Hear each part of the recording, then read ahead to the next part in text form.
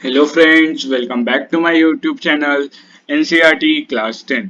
तो दोस्तों, आज के वीडियो में मैं आपको एक ऐसा प्रिपरेटरी टाइम टेबल बनाऊंगा जो कि आपका पूरा टर्म 1 क्लास 10, केवल क्लास 10 नहीं, क्लास 9, क्लास 11, क्लास 12, ये सभी क्लासेस का पूरा 45 डेज में टर्म 1 का सिलेबस खत्म करवा देगी।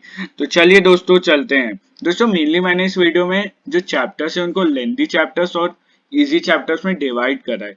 तो अब मैं आपको उसकी टाइम स्पैन कितना लगेगा ईच चैप्टर को करने में, वो सब बताऊंगा। तो चलिए दोस्तों, शुरू करते हैं।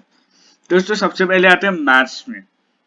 तो मैथ्स में दोस्तों जो इजी चैप्टर्स मैंने रखा है वो है probability, real numbers, area related to circles and coordinate geometry. जबकि मैंने लेंदी चैप्टर्स में जो है वो पॉलिनोमियल्स, लीनियर इक्वेशन, ट्राइंगल्स और इंट्रोडक्शन टू ट्रिग्नोमेट्री रखा है।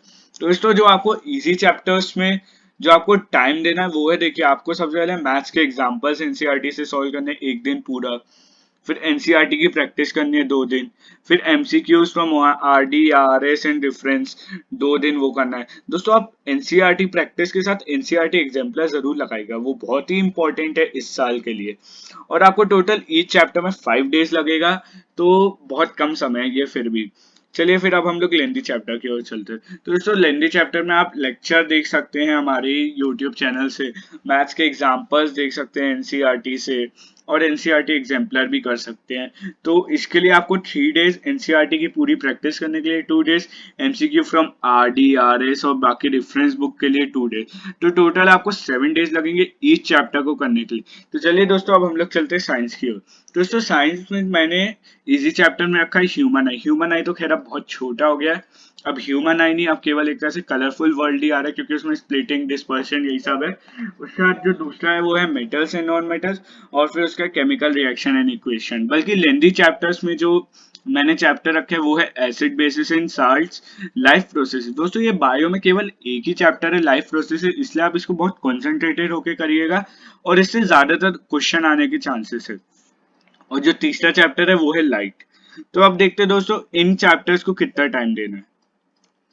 तो दोस्तों, जो इजी चैप्टर्स है उनको आप पहले लेक्चर देखेंगे और एनसीईआरटी पढ़ेंगे, तो उसको 1 डे। फिर एनसीईआरटी की प्रैक्टिस, जो उसके पीछे के क्वेश्चंस रहते हैं, पीछे एक्सरसाइजेस नहीं दी रहती, और एनसीईआरटी को अच्छे से रीड करिए, उसको 2 डेज दीजिए। फिर एमसीक्यूज की प्रैक्टिस करिए 2 डेज रेफरेंस बुक से, जो बुक आपके पास है। ऑनलाइन भी बहुत मिलता है, जरूरी नहीं कि केवल रेफरेंस बुक ही हो, ऑनलाइन भी इतना सब मिलता है कि आप कम से कम ईच चैप्टर के 500 से 1000 क्वेश्चन कर सकते हैं।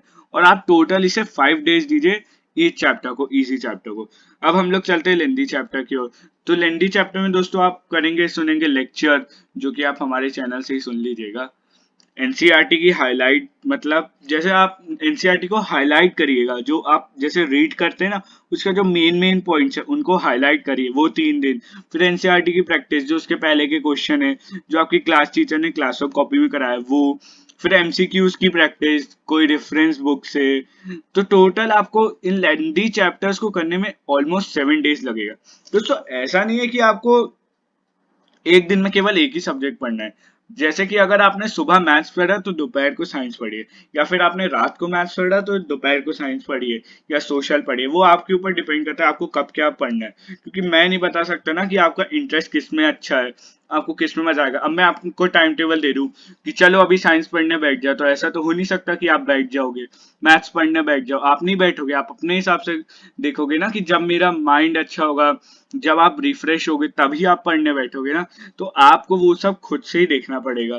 तो अब चलते हैं सोशल साइंस की ओर। दोस्तों, सोशल साइंस में जो मैंने स्मॉल चैप्टर्स में रखा है वो है पावर शेयरिंग, फेडरलिज्म, डेवलपमेंट। तो आप सेक्टर्स ऑफ इकोनॉमी में कुछ नहीं, वही प्राइमरी, सेकेंडरी, टर्शियरी, ये सब बहुत इजी, एम्प्लॉयड, अनएम्प्लॉयड, उन्हीं सब चीजों से रिलेटेड है, इसलिए मैंने इसे स्मॉल। अब लेंदी चैप्टर में नेशनलिज्म इन यूरोप, आप सभी जानते हैं हिस्ट्री का चैप्टर है, हिस्ट्री के चैप्टर्स कितने बड़े होते हैं, तो इसलिए मैंने इसको लेंदी चैप्टर में रखा। Resources and development, agriculture, geography के भी बहुत सी इंपॉर्टेंट चीज है ज्योग्राफी के बुक में, और उनसे बहुत से ज्यादा चांसेस है कि एमसीक्यूज आ सकते हैं, इसलिए मैंने उन्हें लेंदी चैप्टर में डाला है।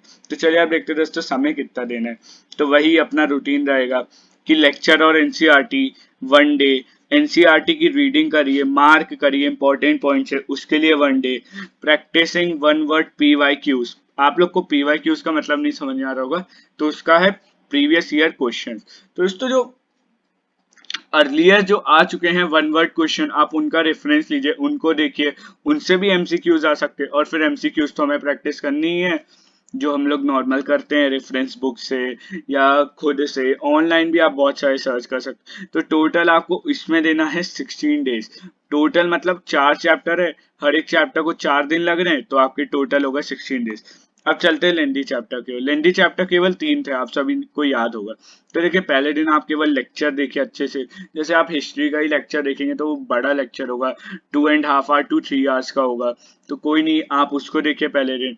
फिर एनसीईआरटी की रीडिंग करिए, अच्छे से हाईलाइट करिए पॉइंट्स को 2 दिन तक। अच्छे से एक एक पॉइंट को इतने अच्छे से हाईलाइट कर लीजिए कि मतलब याद हो जाए। याद जिसे नहीं कहते कि एमसीक्यूज में कुछ भी पूछ ले आपको आ जाना चाहिए। फिर वही वन वर्ड करिए प्रीवियस ईयर के, उसमें इतना टाइम नहीं डिवोट करना है, 2 डेज। आप उससे रिलेटेड बाकी चीजें, जैसे आप एमसीक्यूज प्रैक्टिस करने के लिए थोड़ा ज्यादा समय दे सकते हैं, या फिर आप एनसीईआरटी पढ़ने के लिए ज्यादा समय दे सकते हैं, या फिर क्या पता लेक्चर आप वन शॉट में नहीं देख पाए तो आप उसको पार्ट्स में देखें, तो आप ज्यादा समय दे सकते हैं। लेकिन आपको ये 3 चैप्टर टोटल 21 डेज में खत्म ही कर लेने हैं। तो दोस्तों आप अपने कन्वीनियंस के हिसाब से कर सकते हैं। ऐसा नहीं है कि ये जो मैंने टाइम टेबल दिया या ये जो फिक्स टाइम मैंने सेट करा उस हिसाब से नहीं। हो सकता है कि आपका कभी ज्यादा अच्छा मन लग जाए तो आपको ये 21 की जगह 14 डेज में तीनों चैप्टर खत्म हो जाए।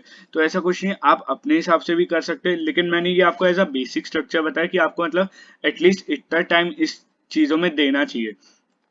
तो दोस्तों do like and subscribe my channel और शेयर जरूर कर दीजिएगा। Thank you.